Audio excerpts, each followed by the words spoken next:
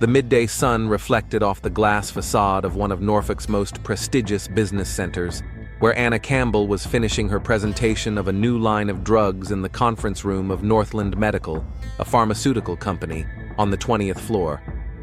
At 32, she had earned a reputation as one of the city's best pharmacists, and her analytical mind and attention to detail were highly valued by her colleagues and management. It was there, almost 2 years ago, that she first met Mark Dawson, a representative of an investment company invited to evaluate the prospects of a new project. Tall, confident, with a penetrating gaze and impeccable manners, he immediately caught Anna's attention. Their acquaintance began with professional matters, but soon grew into something more when Mark invited her for a cup of coffee after a work meeting. "Did you know that most successful relationships start at work?" Mark joked at the time, and Anna could not have imagined how prophetic his words would prove to be. Their romance developed quickly. Both were passionate about their careers, but found in each other the perfect combination of shared interests and mutual respect. After a year of dating, Mark proposed during dinner at the Seabreeze restaurant on the Norfolk waterfront, and the wedding was set for June 25th, a day that was now rapidly approaching. 2 weeks before the ceremony, Anna sat in the spacious living room of her home, surrounded by guest lists, flower arrangements, and banquet menus. Across from her, nervously tapping her fingers on the coffee table, sat Elizabeth Forrest, an elegant 58-year-old woman who had come into their lives just 6 months earlier. Elizabeth, curator of the Norfolk Historical Museum, had contacted Mark after reading an interview with him in a local business newspaper. She claimed to have known his late father for a long time and wanted to share her memories. Gradually, she entered their circle of friends, appeared more and more often at family dinners, and even helped with the wedding planning. "I'm not sure about these lilies, dear," Elizabeth said, pointing to a photo of a floral arrangement. "They're so formal. Your wedding should be warm and authentic." Anna just nodded politely, but felt irritated inside. Lately, Elizabeth's advice had become more and more insistent, and her interest in the details of the wedding seemed excessive. Several times Anna had caught her looking at Mark's family photos with a strange, melancholy expression on her face. "By the way, have you discussed plans for children?" Elizabeth asked unexpectedly, looking away. "At your age, you know, it's not worth putting it off for too long." "We haven't decided yet," Anna replied, surprised by the tactlessness of the question. That same evening, while sorting through the mail, Anna found an envelope with no return address. Inside was only a sheet of paper with the words printed on it. "Are you sure you know who you're marrying? Check the birth certificates and hospital records for Chesterfield County for May 1990. Anna reread the note several times, trying to understand its meaning. Her first thought was that it was some kind of stupid joke or even an attempt to ruin the wedding, but something, perhaps a professional habit of careful analysis, made her think. Waiting until Mark left for a business meeting in Richmond, Anna opened his home safe, the combination of which was the date they met, and took out a folder with documents. Mark's birth certificate was indeed issued in Chesterfield County and dated May 12, 1990. Mother, Carol Dawson. Father, James Dawson. Anna knew that her own documents were in her parents' apartment in suburban Norfolk, and she would have to find a reason to visit them in the coming days. The idea that there might be some kind of relationship between her and Mark seemed absurd, but anxiety had already settled in her soul. She hardly slept that night, mentally sorting through the facts. She knew she had been born into the Campbell family, but had been adopted at a very early age after the death of her biological mother. Anna had never been interested in the details. Her adoptive parents had surrounded her with such care and love that she had never felt the need to search for her roots. Now, however, the thought of a possible relationship with Mark filled her with horror. What if the anonymous letter was true? What if Elizabeth knew about it, and that was why she was acting so strangely? And most importantly, what should she do if her worst fears were confirmed? Lying awake, Anna made a decision. She had to find out the truth, whatever the consequences. In the morning, She called her best friend Jennifer, owner of the popular restaurant Laurel Leaf, and asked to meet. She needed an advisor and ally in the upcoming investigation that could turn her whole life upside down. The cozy restaurant Laurel Leaf was not yet open to customers when Anna pushed open the glass door and stepped inside. Jennifer, a petite woman with piercing brown eyes, personally greeted her friend and led her into a small staff room where no one could overhear their conversation. "You look terrible," Jennifer remarked, pouring Anna a cup of strong black coffee. "What's wrong? Pre-wedding jitters?" Anna took the envelope with the anonymous letter out of her purse and silently handed it to her friend. Jennifer read the note several times, her eyebrows rising higher with each line she read. "Do you think it could be true?" she finally asked, returning the letter. "I don't know," Anna replied honestly. "But I checked Mark's documents. He was indeed born in Chesterfield on May 12, 1990. I need to check my documents and possibly visit the county archives." "I'll help you," Jennifer said decisively. "What do you know about your adoption?" "Practically nothing," Anna admitted. "My adoptive parents said that my biological mother died during childbirth and my father gave me up. I never asked many questions. They were my real parents." That same day, they went to Anna's parents' house under the pretext of discussing wedding plans.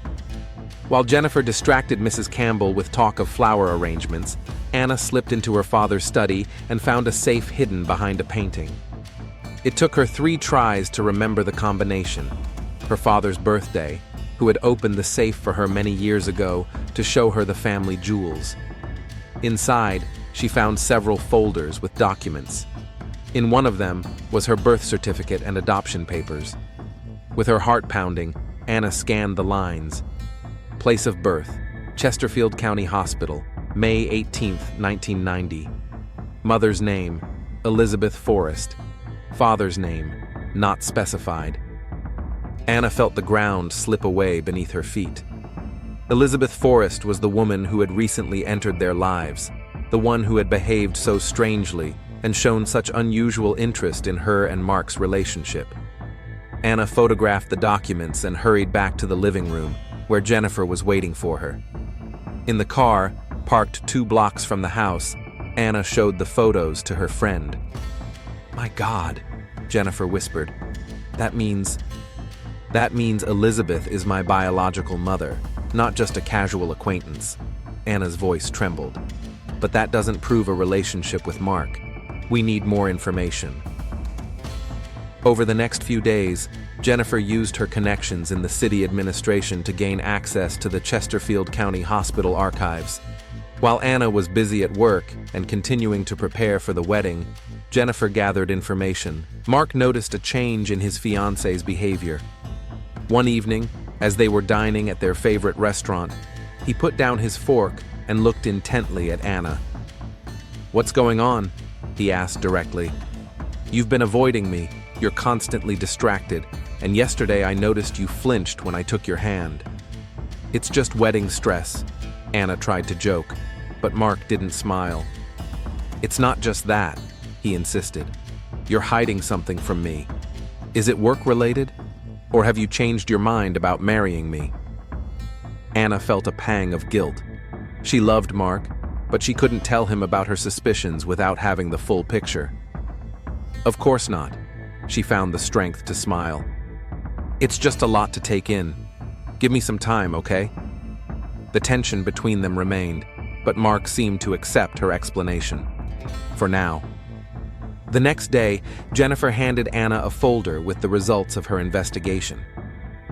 "I found Elizabeth Forrest's medical records," she said. "She did give birth at that hospital in May of '90. But there's more. Elizabeth was admitted with severe bleeding at 28 weeks.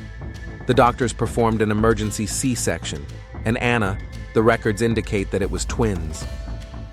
Anna froze, trying to process this information. One child, a boy, was strong and was transferred to the regular ward. The second child, a girl, was weaker and remained in intensive care. The chart indicates that Elizabeth agreed to give the girl up for adoption because she couldn't care for 2 children at once. The boy was taken in by a man named James Dawson. James Dawson is Mark's father, Anna whispered. It means that Elizabeth is your mother, and James is Mark's father, but possibly yours as well, Jennifer finished. You may be brother and sister, or at least half-siblings. The terrible truth hit Anna like a ton of bricks. She and Mark were related. That was why Elizabeth had appeared in their lives when she found out about the upcoming wedding. That was why she had been acting so strangely. Barely recovering from the shock, Anna decided to talk to Elizabeth directly. She arranged to meet her at a small cafe on the outskirts of town. Elizabeth arrived right on time, elegant as always, but with a look of concern in her eyes. I know you're my biological mother, Anna began without preamble. And I know that Mark is possibly my brother. Why didn't you tell us right away when you found out about our relationship? Elizabeth turned pale and clutched her coffee cup tightly. Anna, please stop. Her voice sounded pleading. You don't understand all the consequences. Some things are better left in the past. Better for whom? Anna felt anger boiling up inside her. For you? What about Mark and me? We're getting married in 10 days. That's exactly why I'm asking you to stop. Elizabeth leaned closer. What will you gain by telling Mark? You'll only hurt both of you. Some secrets are meant to stay secrets. Why did you abandon me and leave Mark? Anna asked, trying to understand her mother's motives. Elizabeth's eyes filled with tears. It was the hardest decision of my life. I was young. My marriage to James was falling apart, and I didn't have the means to support 2 children. James said he would only take 1 child, and I had to choose. You chose Mark, Anna concluded bitterly. You don't understand. Elizabeth shook her head. There's a lot more to this story that you don't know. Things that are better left buried. Please, Anna, for your own sake, forget about it. Call off the wedding under some pretext if you want, but don't reveal the truth. There was genuine fear in Elizabeth's voice, which only strengthened Anna's determination to get to the bottom of it. What other secrets are you hiding? She demanded. Elizabeth stood up, preparing to leave. I did what I had to do to survive, and you will make your own choice. Just remember, some truths destroy lives. With that, she quickly left the cafe, leaving Anna even more confused. Now Anna knew about her relationship with Mark, but Elizabeth's words about other secrets haunted her. What else was her biological mother hiding? And how did it relate to her decision to give up 1 child, but keep the other? On her way home, Anna realized she was facing an unbearable choice. Tell Mark the truth and destroy their relationship, or keep quiet and live with this terrible knowledge for the rest of her life. But there was a third option, to learn all of Elizabeth Forrest's secrets before making a final decision. The banquet hall of the Blue Oyster restaurant was decorated with white orchids and blue hydrangeas. 60 people, their closest friends and relatives, gathered for the pre-wedding dinner.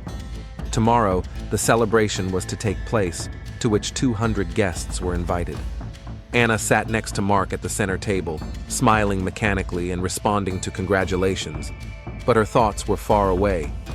The day before, she had spent the entire day in the county court archives and found the final, irrefutable proof of their relationship, a genetic test conducted at James Dawson's request to establish the paternity of both twins. The results confirmed that he was the biological father of Mark and Anna. They were not just siblings, but full-fledged brother and sister. Are you okay? Mark asked quietly, placing his hand on hers. You've been distant all evening. I'm just nervous about tomorrow, Anna lied, feeling a pang of guilt. She still hadn't made a final decision. Should she call off the wedding at the last minute? Tell Mark in private? Or make a public confession that would put an end to all this deception? At the other end of the hall, she spotted Elizabeth talking to Anna's adoptive parents. 3 people, each of whom held a piece of the truth about her birth and origins. I wonder if her adoptive parents knew that Elizabeth was her biological mother. Did they suspect that the woman who had recently entered their lives was related to their daughter by blood? I'll be back in a minute, Anna whispered to Mark and headed for the ladies' room. Jennifer intercepted her in the hallway. Have you made a decision? Her friend asked, studying her face intently. I found the genetic test, Jen. Anna's voice trembled. Mark and I are full siblings. James Dawson is our father. I can't keep up this charade. What are you going to do? I have to tell him the truth, and everyone else too. Otherwise, it will haunt me for the rest of my life. Jennifer took her hands. Are you sure? Maybe you should talk to him alone, instead of making a scene in front of everyone? It's too late for that. Anna smiled sadly. Too many lies, too many things left unsaid. I'm tired of it. At that moment, Elizabeth appeared around the corner of the corridor, and Jennifer, squeezing her friend's hand goodbye, tactfully withdrew. I need to talk to you, Elizabeth said firmly, and they went out through the service entrance to a small summer terrace where no one else was. I know you were in the archives yesterday, Elizabeth began without preamble. I know you found the paternity test results, and I can guess what you're thinking. I'm going to tell the truth, Anna replied firmly, to Mark and everyone else, tomorrow, during the ceremony. No! Elizabeth's voice was filled with genuine horror. You can't do that. You'll ruin not only your life, but Mark's, and possibly other people's lives too. What other people? Anna moved closer, noticing the flicker of fear on Elizabeth's face. What else are you hiding? Elizabeth looked around nervously, as if checking to see if anyone was eavesdropping on their conversation. James Dawson wasn't who he said he was, she finally said in a low voice. When we met, he introduced himself as a businessman, but in reality he worked for certain people, very dangerous people. What are you talking about? Anna felt a chill inside. James was involved in organized crime, Elizabeth whispered. He laundered money through his companies. I only found out about it after the twins were born, and that's when I realized I had to run. He agreed to take only one child, Mark. I gave you up for adoption to protect you from this world. Why didn't you go to the police? Because I was afraid. Elizabeth nervously fiddled with the pearl necklace around her neck. I was afraid for my life, for yours, for Mark's life. James knew too much about his partners, and they knew about us. But James died many years ago, Anna objected. Mark said his father died when he was 16. Officially, yes, Elizabeth replied evasively. But this story is much more complicated than you can imagine.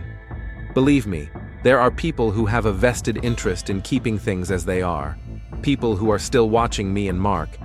And if you make a public statement about your relationship, it will attract unwanted attention. Anna took a step back, trying to process what she had heard. If Elizabeth's words were true, then the situation was much more serious than she had thought. I have no reason to believe you, she said, trying to keep her voice steady. You've been hiding the truth from us from the very beginning.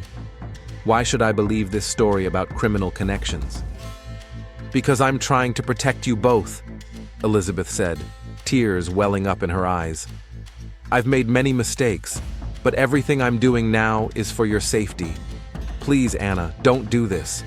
Find another way to call off the wedding if you want, but don't tell everyone about your relationship. Before Anna could respond, the door to the terrace opened and Mark appeared. There you are. Jennifer's father is about to give a toast. They're waiting for us, he smiled, but his gaze shifted from his mother to his bride, clearly noticing the tension between them. We're coming. Elizabeth smiled tensely, and casting a last pleading glance at Anna, returned to the hall.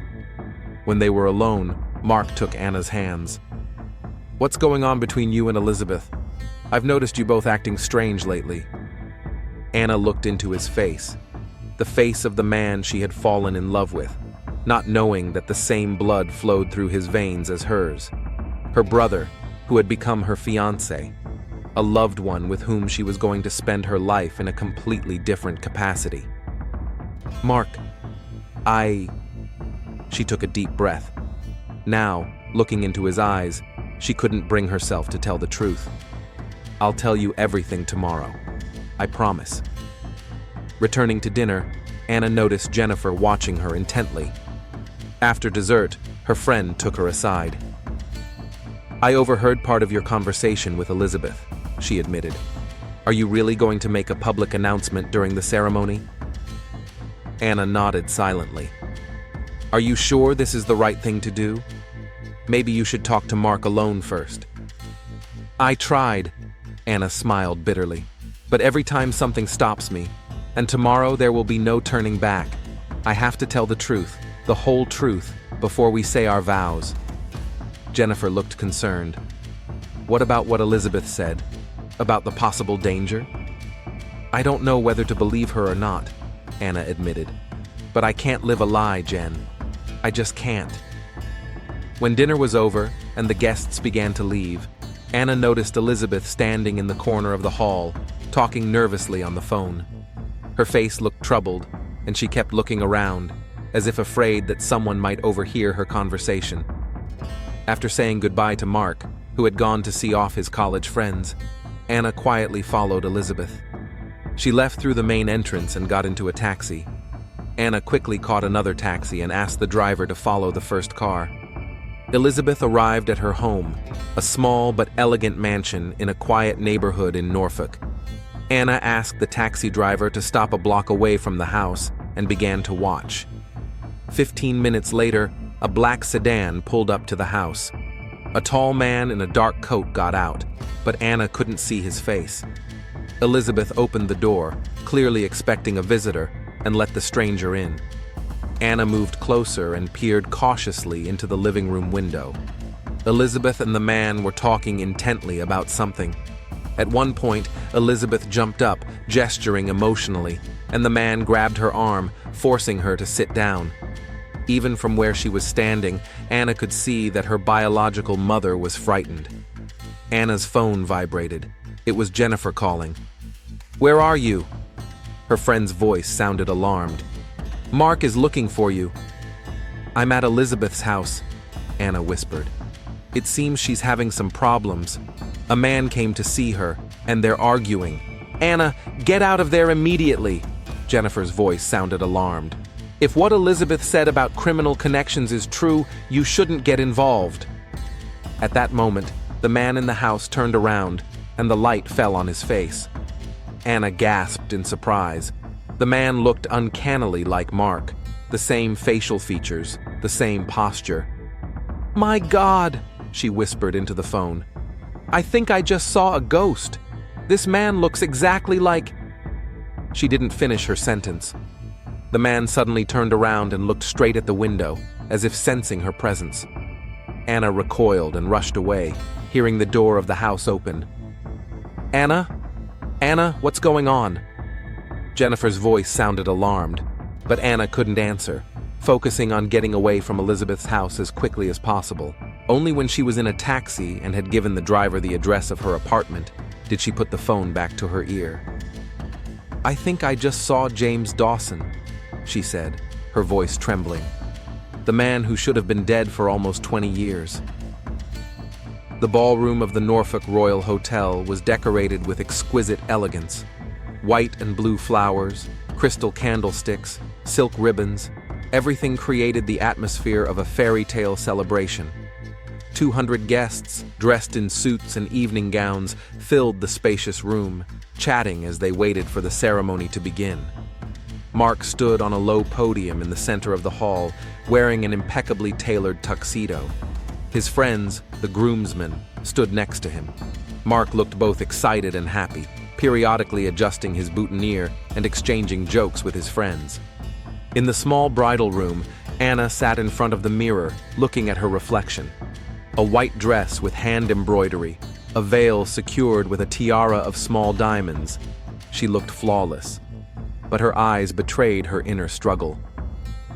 You can still change your mind, Jennifer said quietly, standing behind her. Talk to Mark alone. Don't do it in front of everyone. No, Anna shook her head. I have to end this lie once and for all. The truth has been hidden for too long. The door opened slightly, and Elizabeth peeked into the room. Her face was pale, with dark circles under her eyes. She hadn't slept all night. "May I come in?" she asked. Jennifer looked questioningly at Anna, who nodded. Jennifer tactfully left, leaving mother and daughter alone. "I've come one last time to ask you to think about the consequences," Elizabeth said quietly, as if afraid someone was listening. "What you're about to do could cost not only your life, but Mark's as well." "I saw a man at your house yesterday," Anna said bluntly.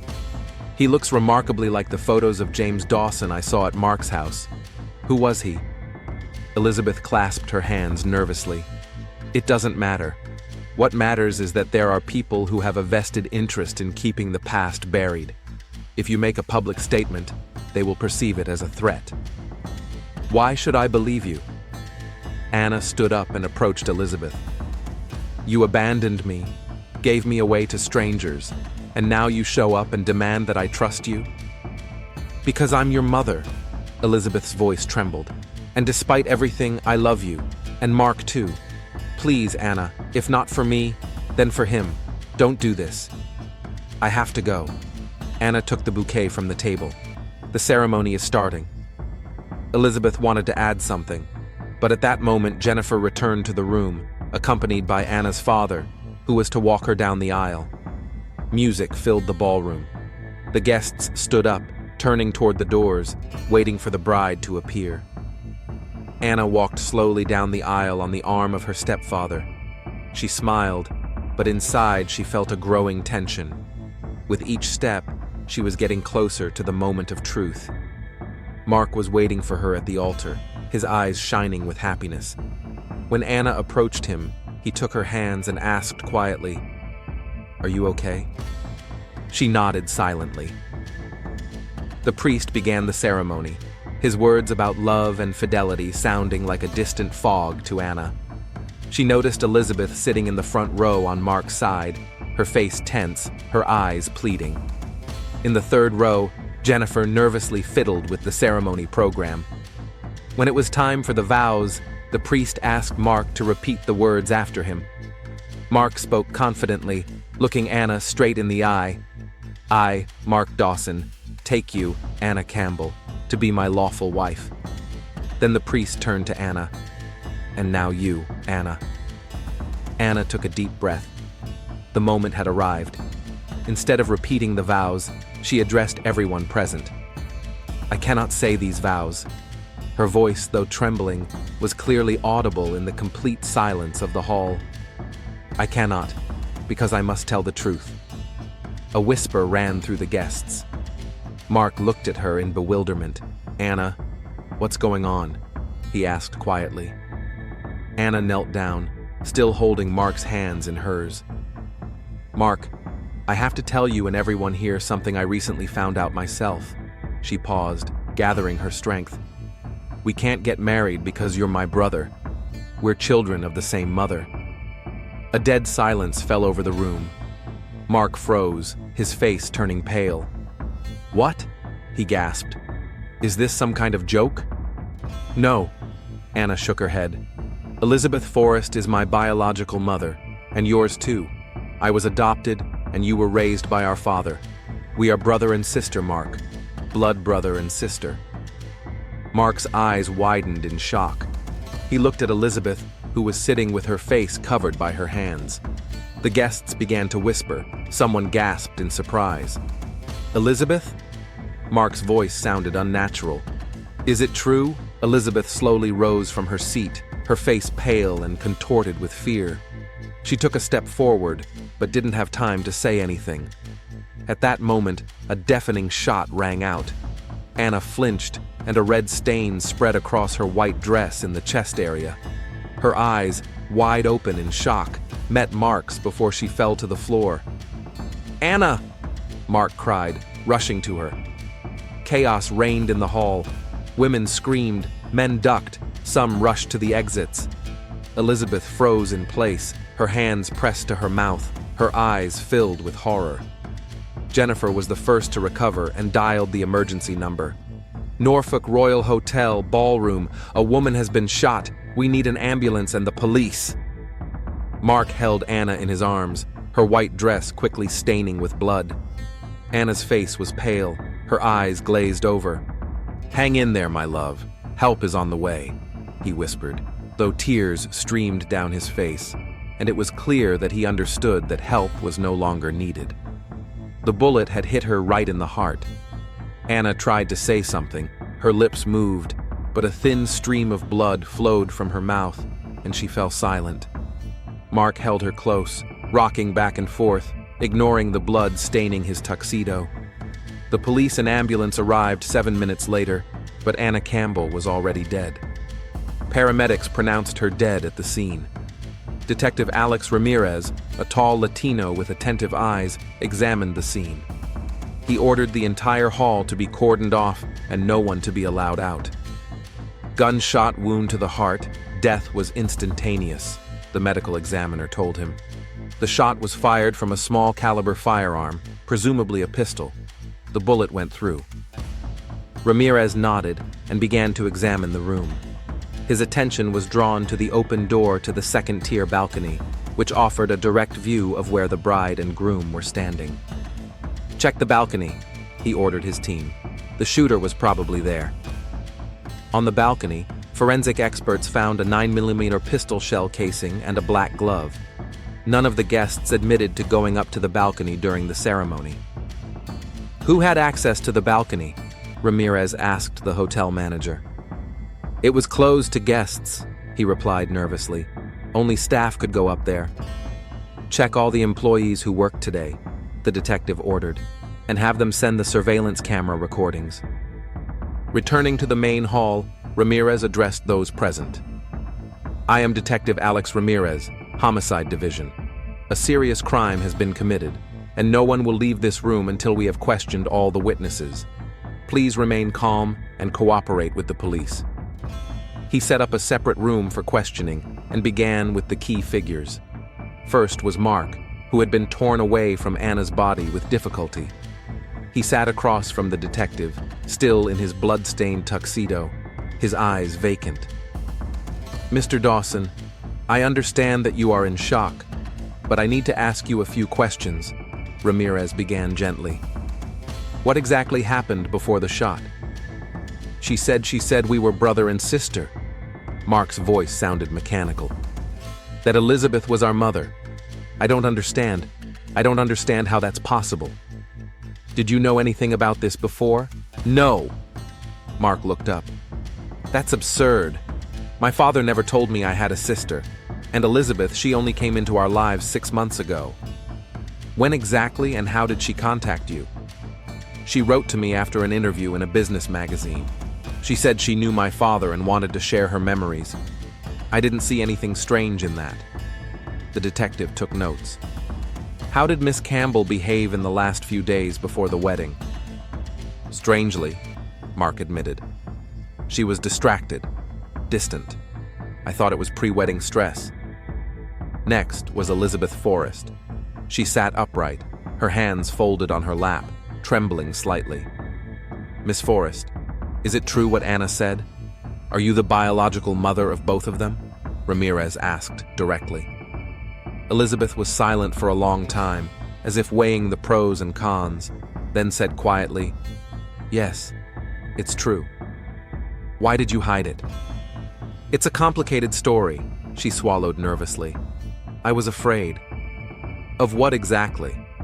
"The consequences. It's better not to touch the past, Detective." "The past clearly played a role in your daughter's murder," Ramirez remarked harshly. "Where were you when the shot was fired?" "In the front row, next to Mark's mother. Everyone saw me there." "Do you have any idea who might have shot Anna and why?" Elizabeth paled even more. "No, I have no idea." Ramirez knew she was lying, but decided not to press her for now. Jennifer Pierce was next. Unlike the others, she remained composed, although her eyes were red from crying. "Miss Pierce, you were the victim's best friend. What did she tell you about her relationship with Mr. Dawson and Miss Forrest?" Jennifer took a deep breath. "Anna found out about her relationship to Mark about a week ago. She received an anonymous letter that directed her to the Chesterfield County Archives. I helped her search for evidence." And what did you find? Documents confirming that Elizabeth was her biological mother and James Dawson, Mark's father, was her father. They were both born in May 1990, 6 days apart. Twins. Why did Anna decide to make a public announcement at the wedding instead of talking to Mark privately? Jennifer shook her head. She said the truth had been hidden for too long, that the lies had to end once and for all. I tried to talk her out of it, but... Did Elizabeth Forrest try to talk her out of it too? Yes, Jennifer nodded. She was panicking. She told Anna that it was dangerous, that there were people who had a vested interest in keeping the past in the past. What kind of people? Ramirez leaned forward. I don't know for sure, but last night, Anna followed Elizabeth to her house and saw a man there who, according to her, looked like James Dawson. James Dawson? But he died many years ago. That's right. Jennifer met the detective's gaze. But Anna was sure of what she saw. She called me right from there. She was very upset. Detective Ramirez tapped his pen thoughtfully on his notebook. The picture was starting to come together, although much remained unclear. One thing was clear. Anna Campbell's murder was not accidental. Someone didn't want the truth about the Dawson family to become public knowledge, and that someone was willing to kill to keep the secret. The second day of the investigation into Anna Campbell's murder began for Detective Ramirez with a review of the surveillance footage from the Norfolk Royal Hotel. On the monitor in the police department's technical division, he carefully studied every person who entered the hotel during the 2 hours before the ceremony. Stop, he said to the technician, noticing a tall man in a service uniform with a cap pulled down over his eyes. Zoom in on that. The technician complied, but the man's face remained almost invisible due to the visor of his cap. Are there any other angles? Ramirez asked. Unfortunately not, sir. That camera in that hallway was the only one. Follow his path on the other cameras. After half an hour of viewing, it became clear that the unknown man had deliberately avoided the cameras. He appeared in the frame only twice, when entering the service room and then briefly on the stairs leading to the ballroom balcony. After the shot, he was nowhere to be seen. He knew the location of the cameras, Ramirez said thoughtfully. He's either a hotel employee or someone who has carefully studied the building. At that moment, his assistant, Lieutenant Morris, entered the room. The ballistics report is ready, she said. The gun is a Glock 17, standard issue for law enforcement. Check to see if any similar weapons have been reported missing from police stations or private collections, Ramirez ordered. What about the fingerprints on the glove? Nothing. It was new. But the size matches a man's hand, about a size 10. Also, we found the taxi that picked up Elizabeth Forrest from the restaurant yesterday. The driver confirmed that another taxi with a young woman was following his car. Okay, check on that second taxi driver. We need to confirm Jennifer Pierce's story about the stranger's visit to Elizabeth. Ramirez decided to talk to the key figures in the case again. The first was Elizabeth Forrest, who was brought to the station straight from her home. Miss Forrest, the detective began when they were alone in the interrogation room. I know you haven't told me the whole truth. I know that a man who looked like James Dawson came to see you last night. Who was he? Elizabeth was silent for a long time, her hands nervously fiddling with the strap of her purse. I can't. It's dangerous, she finally said. Miss Forrest, your daughter is dead. She was killed during her wedding ceremony. You could be next. The only way to protect yourself and Mark is to tell me everything. Elizabeth took a deep breath. All right. James is alive. His death was faked 19 years ago. Why? Because he testified against his business partners. He entered the witness protection program. What partners? Ramirez leaned forward. Are we talking about criminal connections? James managed investment funds for the Montenegro syndicate. He laundered money. When the feds came after him, he agreed to cooperate in exchange for immunity and a new identity. What happened to you and the children? I was offered to join the program with him, but we were already in the process of divorcing. I refused. Mark stayed with his father, got a new last name, a new life, and I tried to start over. Why did you only appear in Mark and Anna's lives now? I was watching Mark's life from afar. When I saw his interview and photo with Anna, I recognized her. She looked so much like me when I was young. I realized that she was my daughter, and that they didn't know about their relationship. I had to do something.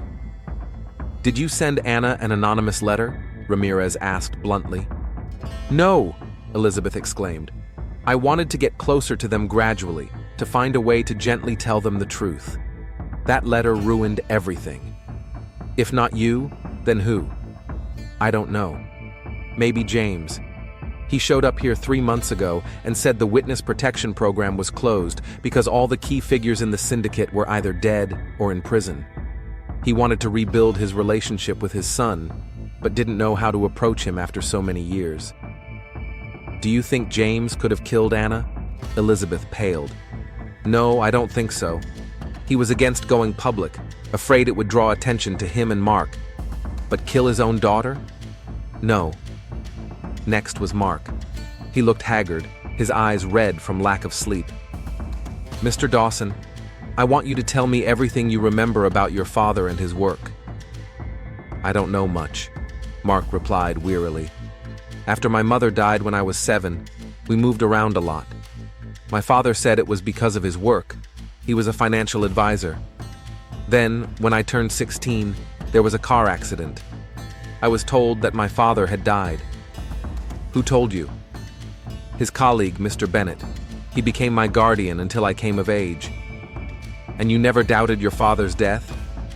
No, of course not. I saw the death certificate. There was a funeral. Mark paused. Do you think he's alive? Ramirez did not answer directly. Are you still in contact with Mr. Bennett? Yes, we keep in touch. He was at the wedding. This was an important lead. Ramirez immediately requested information on Richard Bennett. The check yielded unexpected results. Richard Bennett was registered as a retired FBI special agent.